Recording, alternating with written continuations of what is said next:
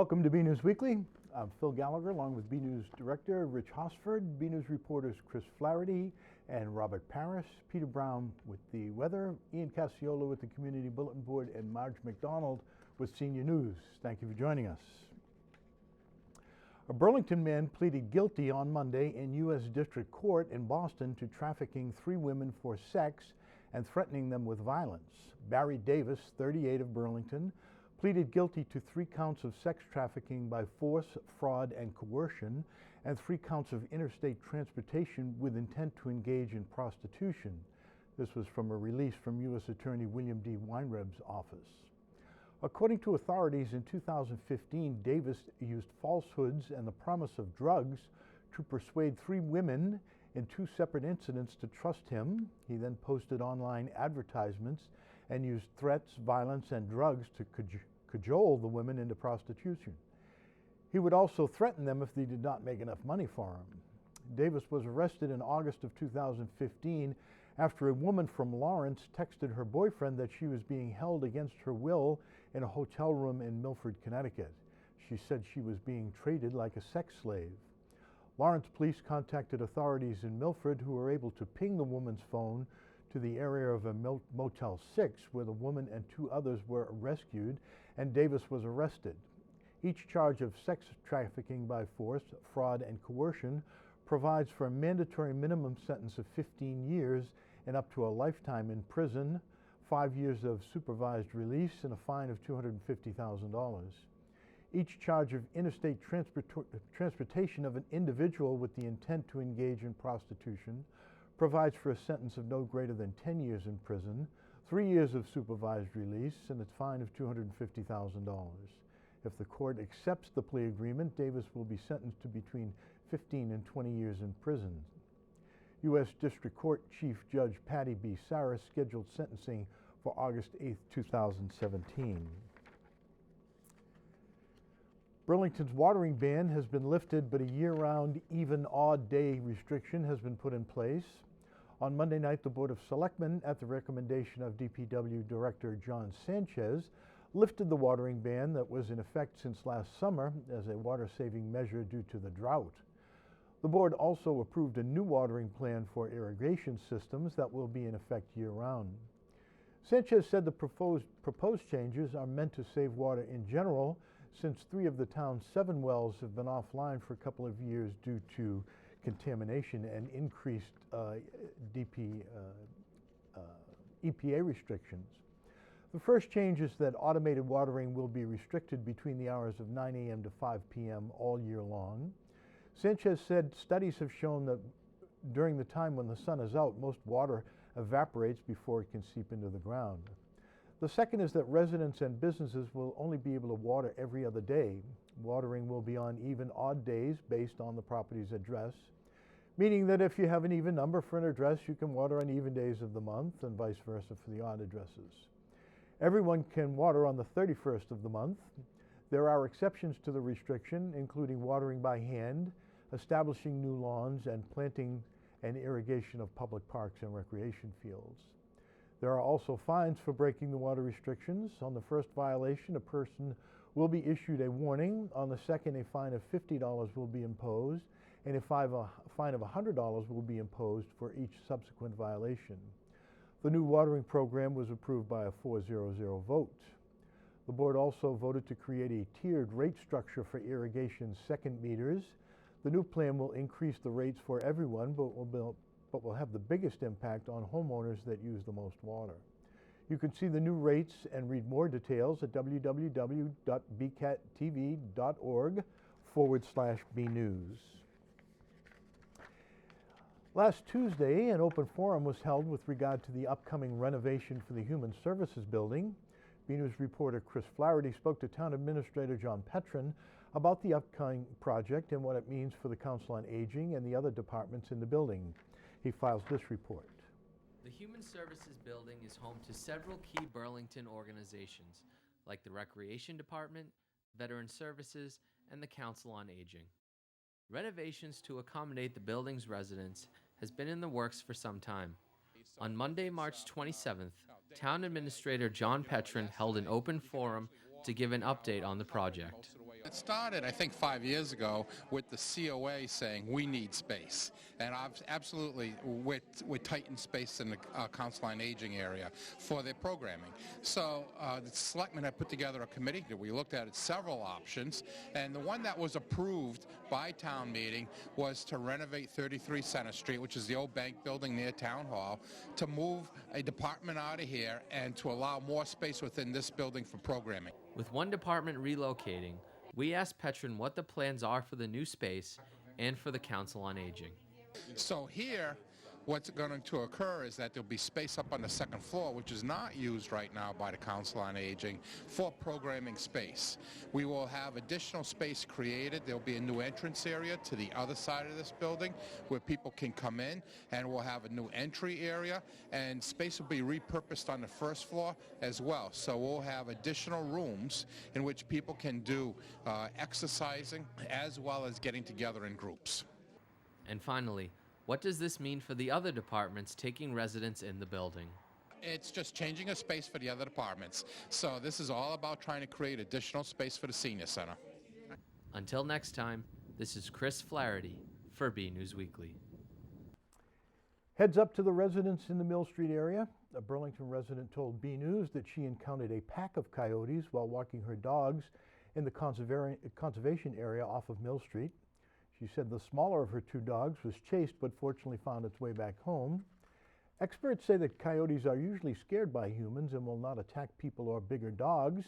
Sometimes, however, they have been known to attack small children or more often small pets. Burlington Police Department Animal Control Officer Jerry Mills said he had not heard of the incident and said coyotes attacking pets, especially when humans are present, is extremely rare. Experts say that there are coyotes in your neighborhood to never feed them and to keep cats and dogs indoors or in enclosed runs in the yard, especially at night. One of the most important things we can do is work to keep our children healthy and safe. To that end, Lahey Hospital and Medical Center recently held a day-long program on teen trauma and how to prevent injury. BNews reporter Robert Paris was there and has this report. Accidents and injuries are a leading cause of death among young people today. Last week, Lahey Hospital and Medical Center in Burlington had a Protecting Our Youth Injury Prevention program inside the Alumni Auditorium.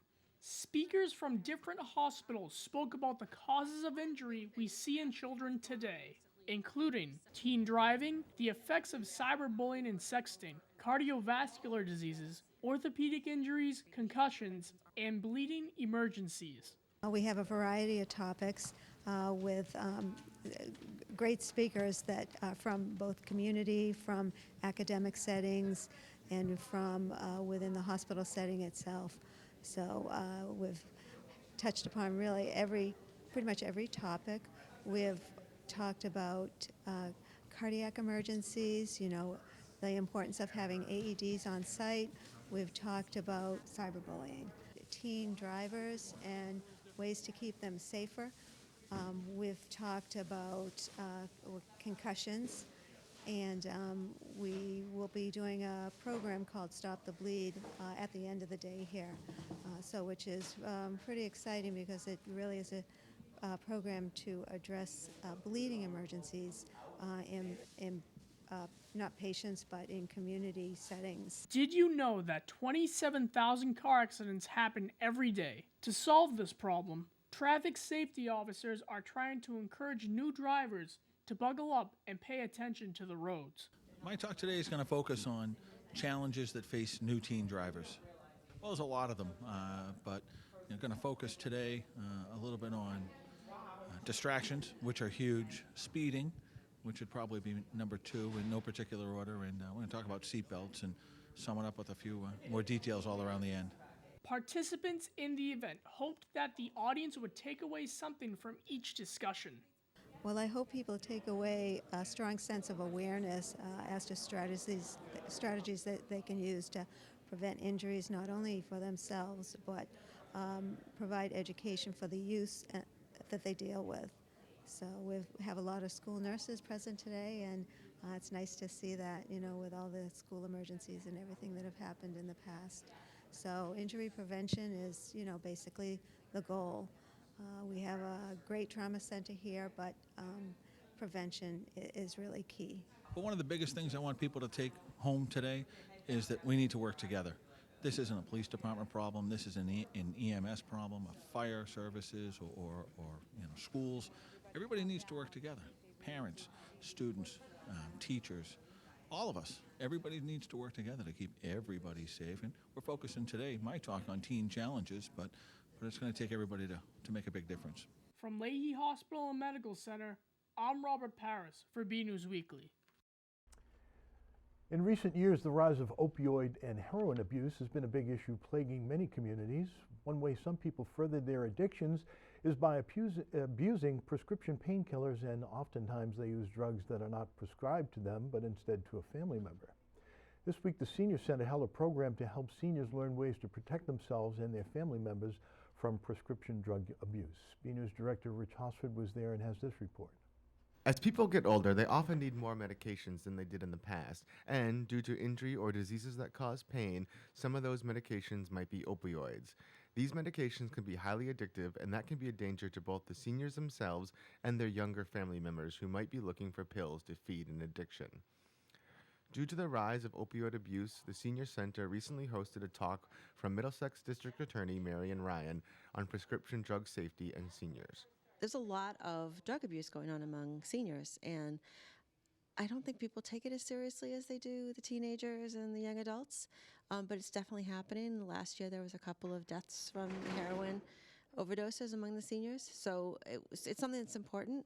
And we've got a couple of cases lately where grandchildren have been taking drugs and money from their grandparents.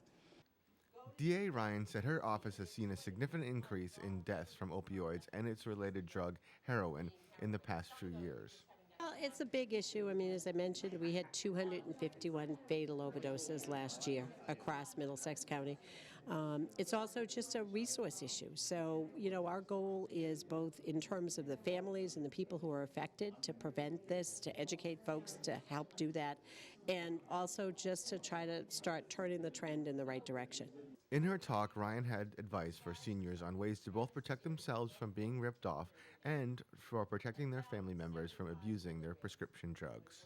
A few things. One is, in terms of protecting themselves, it's thinking about their own prescriptions, access to their prescriptions, being safe about that, making sure that their prescriptions aren't being tampered with.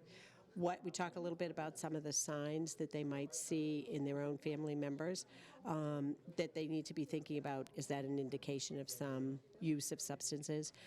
Protecting themselves from others who may come in their home, disposing of their prescriptions properly, and also just ways in which they might find themselves being manipulated or exploited by somebody who's trying to get a substance. One way seniors can protect themselves is to be observant, both in regards to their medication and to the behavior of family members and visitors. Well, they want to be careful about making sure the scripts that they get, the prescriptions they get exactly what they're supposed to get. They know what their pills look like. They're getting the right number. That they keep track of them over a period of time. So if they get 90 pills, they're watching over that 90 days that their pills are going down at the right amount. Family members who are asking or demanding money from them, using their credit cards, keeping an eye on their valuable possessions. Jewelry starts disappearing, or seasonal things, the lawnmower, the snowblower, things like that might start disappearing. That's an indication that you probably got somebody in your life who's got a problem, who's looking to get some quick cash. The opioid crisis is a big problem that will not be fixed by any one measure. However, everyone who has prescriptions can work to ensure they are used properly, and the first step to do that is to be aware of possible ways in which someone else could take advantage of them and abuse the medication. I hope they're aware, and I hope that they are having discussions with their family. There may be things going on that the parents of addicted children are not telling their grandparents. And, all of a sudden, Johnny's coming over, twice a week, and Johnny was only coming over once a month before. They may just think it's great, but with those discussions going on, they may hopefully have that conversation that will tell them that there's something going on. At the Senior Center, I'm BNEWS Director Rich Hosford. The Burlington Fire Department added 4 new members and replaced 2 retirees and furthered its goal of providing high-quality medical responses. During Monday night's Board of Selectmen meeting, Town Administrator Petrin appointed 6 new firefighters, paramedics to the force. 4 of the new appointees are filling new positions approved by town meeting last May as an effort to bolster the department's ranks in a world of increasing call volume. 4 more new positions will be filled next year. Since that time, the Board of Selectmen approved the department's request to get the paramedic list from Civil Service. They received 48 names, including 4 veterans and 3 Burlington residents. Fire Chief Yetman said they interviewed 13 candidates, a relatively high number compared to other hirings. The 6 new paramedics are Thomas Surratt, a Burlington resident who grew up in Woburn and a current member of the Winchester Fire Department, and Lawrence General Hospital paramedics. He completed the Mass Fire Academy in 2011 and previously worked for Boston EMS. Thomas Monagle, who grew up in Billerica and currently works for the Northborough Fire Department and Patriot Ambulance. He completed the Mass Fire Academy in 2014. Joshua Carabello, who grew up in Danvers and currently works for Cataldo Ambulance. Andrew Massey, who grew up in Arlington and currently works for Armstrong Ambulance. And finally, Jesse Ribeiro, who grew up in Medford and currently works for Pro EMS and has worked for Armstrong. Another, Preston Angelucci, who grew up in Billerica and currently works for Cataldo Ambulance. He has previously worked for Armstrong as well. The Board of Selectmen voted to waive the normal 15-day waiting period on all town administrator appointments. That motion was approved 3-0-1 with Selectman Hartling not in attendance and Selectman Morandi abstaining. Morandi said after the meeting he abstained because he did not agree with the change in the hiring practice that meant some Burlington residents were overlooked because they were not paramedics. He said they could be trained as paramedics once they were on the job. Burlington High School's robotics clubs, we have one if you weren't aware of that, a very fine one. They're also known as the Devil Bots. They have been hard at work finishing up their newest invention for this year's competitions. BNEWS reporter Robert Paris went down to check out this year's robot, and he has this report. Sawing, hammering, screwing. The BHS Devilbots, Burlington High's robotics club, is hard at work building a new robot. Last week I went to see what the Devilbots were up to as the students and advisors were preparing to show off their new robot at multiple competitions throughout the region. Despite the wintry mix that interrupted everyone's schedule on Tuesday, the robotics club was not taking any chances as they were trying to finish their challenge. This year's challenge is called Steamworks. Essentially you have this airship where you need to shoot large wiffle balls into a fuel tank in order to gain power, and then you also want to hang gears in order to kind of spin different rotors, and then eventually at the end of the round, the more points you have, the quicker your airship takes off, and then you're the winning team. Our robot mostly hangs gears onto these little pegs, and then students pull those pegs up in order to move the gears and then attach them to their called rotors, and the more rotors that are spinning is the better. Another thing our robot does at the end of the match is that it attaches to a rope and climbs up and kind of activates a button, and that also earns you more points for the round. So we can do a little bit of shooting, but the main focus of our robot is to hang gears and to climb the rope at the end. The robotics club has many different facets, and each member of the team has to take on an individualized role. We have a lot of different working parts. I think maybe the most obvious is that we have a mechanical team who builds the robot. After that, we have an electrical team, which wires everything up and connects it. Our programming team writes all the code so that it can drive around and do all these different things. We also have a business team who works on getting sponsors and money and getting food for the team and all that. We have a competition team, which kind of comes up with our strategy for the game, and I think that's it. Members of the club really enjoyed the process of building the robot and said they learned a lot while doing so. Yeah, there's a lot that people can learn. I personally have learned a lot about leadership skills as I've taken on a new role this year.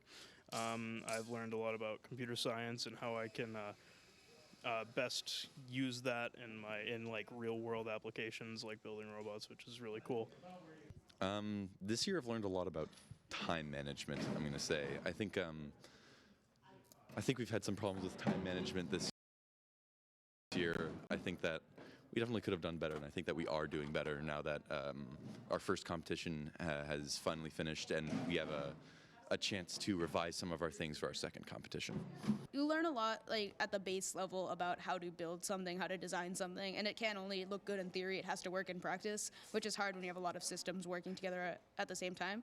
But another really important thing you learn here is about how to work with other people, because you're on a big team. Because it's really easy to be like in your basement building a robot, doing whatever you want, but when you have to work with others and you have to do a challenge where like your robot breaks and things go wrong, you really learn about the real world and not just fantasy land. Anusha, Ian, and Jake have been in the Robotics Club for quite some time, and over the 4 years they have been in the club, they have each gotten something out of the experience that will help them in the future. So I want to study electrical engineering and computer science in college, so this is just down that alley. We do electrical stuff, we do engineering stuff. I mainly here have more of a competition role where I'm dealing with other people, which is really important to me because like you don't design in a vacuum. So I work with others, I lead people all the time, and that's a lot of fun and really important to me as a learner. Me personally, I'm actually part of the CAD team, and what that really helps with is just my own general mechanical knowledge, how to design something that's part of a team, as well as how to use specific software that a lot of companies in the real world use. Me specifically, I'm learning a lot about leadership and computer science, which is very helpful because I want to be a computer scientist, and leadership skills are great for everything. So me personally, computer science is definitely very helpful. From Burlington High School, I'm Robert Paris for BNEWS Weekly. Very poised and articulate teenagers. We wish we could say this was an April Fool's joke, but it looks like snow is in the forecast for April 1st. For all the details about that and next week's weather, we go now to BNews weatherman Peter Brown in our Weather Center. We also check out the community calendar with our robotics expert, Ian Cassiola, to see what's happening in Burlington.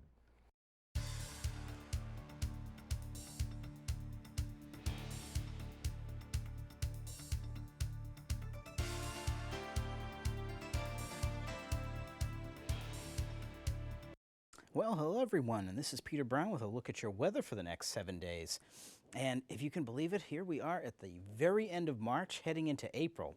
But by looking at the temperatures that we're going to be experiencing the next 7 days, it's going to feel anything like April, that's for sure.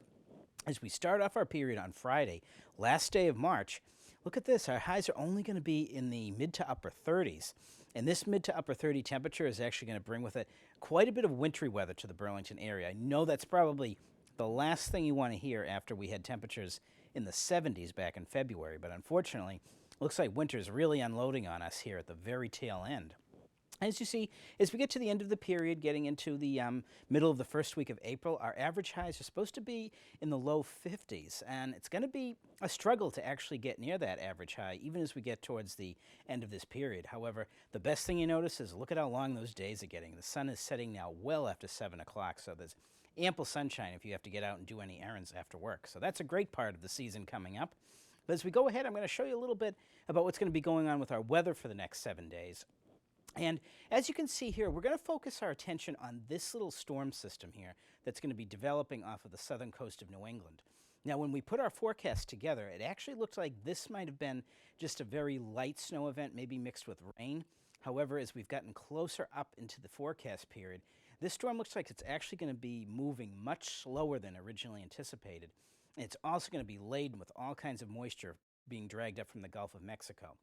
That's going to be colliding with some very chilly air that's going to be nudging its way down to the Burlington area from Maine and from southern Canada. What does that mean for us? Well, it looks like going into most of the day on Friday, and especially into Friday night and Saturday morning, we're going to see some pretty heavy precipitation around here. And most of the models right now are looking like we could see the potential of maybe up to 8 or so inches of snow, maybe even up to as much as 10 inches of snow in the Burlington area. So that's going to be something we're really going to have to pay attention to the next day or so. And as we get into the middle of next week, we're going to see a continuation of these small storm systems coming our way. And that's going to introduce, again, the chance of some wet weather when we get towards the middle of next week. Now, it's odd that we should be talking about a snowstorm developing here going into the 1st of April on April Fool's Day, because as we go to the next graphic, I'm going to remind you of a storm that hit us 20 years ago here in southern New England.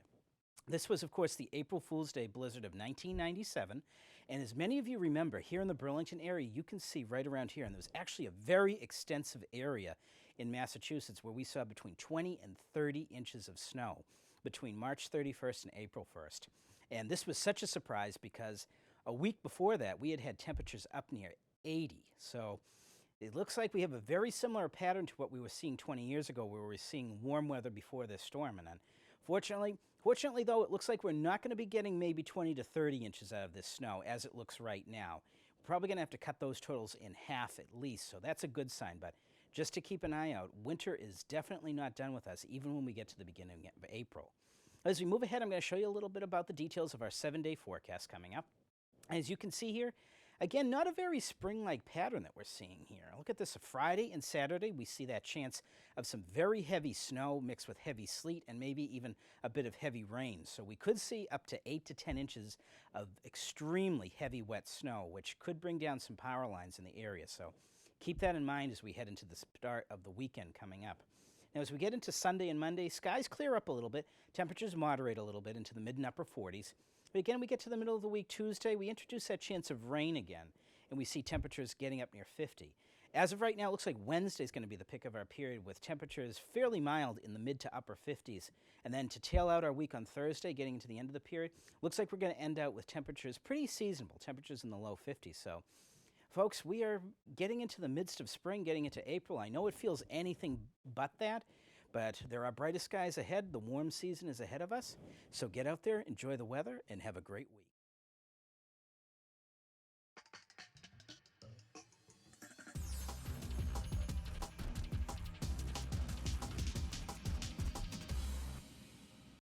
Hello, and welcome to your community calendar. Are you looking for something to do in town? On Tuesday, April 4th from 7 to 10 p.m., Martin and Kelly will be performing at Chops. This talented duo of Jilly Martin and Ryan Brooks Kelly has become the next must-see act from New England to Nashville. Jilly and Ryan's songs bridge the boundary between traditional and new country. They've made their mark with highly acclaimed original music and are winning over audiences each and every time they perform. Jilly and Ryan's compelling songwriting, dynamic vocal harmonies, and stunning musicianship have them poised for a breakthrough in the music industry. Everyone is welcomed, and for more info visit chopsamericanbarandgrill.com or call 781-221-6643. Get your Easter baskets ready and get ready to hunt for some eggs. On Friday, April 7th at 5:30 p.m., the Burlington Recreation Department is having an Easter egg hunt at Simmons Park. The hunt will begin right at 5:30. Get there early and make sure you have enough time to park and find your child's hunting zone. Please bring one person to be with your child during the hunt. There will also be games and activities to follow after the egg hunt. The Easter Bunny will also be making an appearance. Don't forget to bring your Easter baskets to put the egg in. The event is for ages 2 through 12. Pre-registration is required. For more info and to register, visit burlington.org or call 781-270-1695.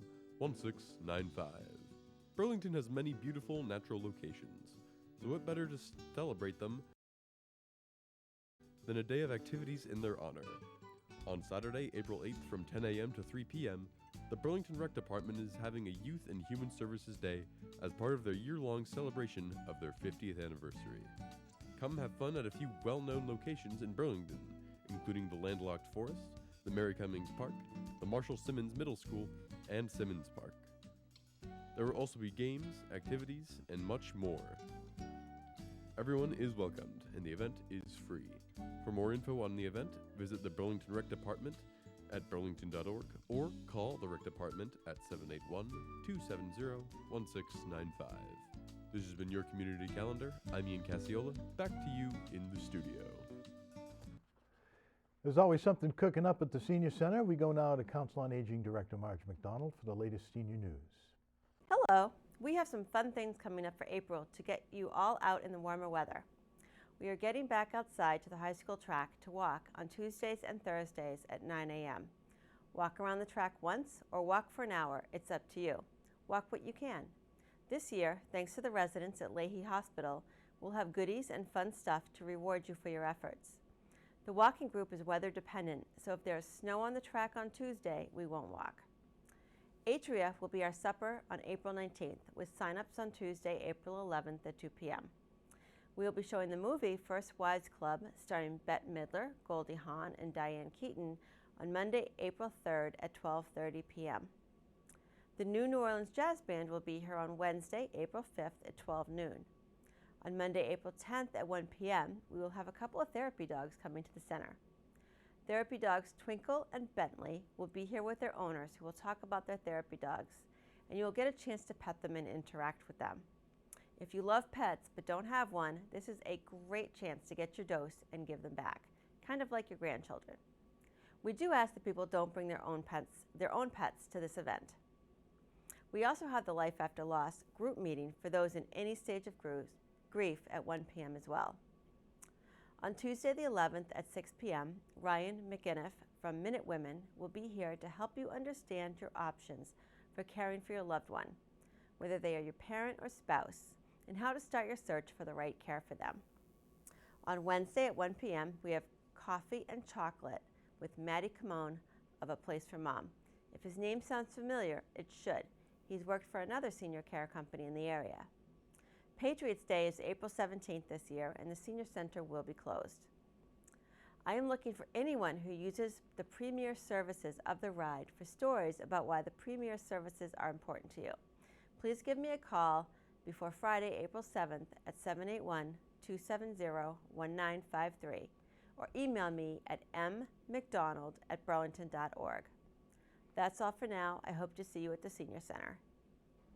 Another week, another photo to highlight. Today's photo is about as cute as it gets. It was sent in by Rabbi Susan Abramson and shows Temple member 1-year-old Jared dressed up as Winnie the Pooh at a peering party at Temple Shalom Emeth. Thank you for the photo, Susan. We'd like to see your photos. They could be of something you see around town, the weather outside your own door, or even photos of your family's members and pets or friends, whatever you think is interesting and would like to share with us. Email your photos to bcat@bcattv.org with the subject line, Photo of the Week. Okay, that's it from the news desk here at BNews Weekly. I'm Phil Gallagher, along with Rich Hosford, Chris Flaherty, Robert Paris, Peter Brown, Ian Casiola, and Marge McDonald. Thank you for joining us.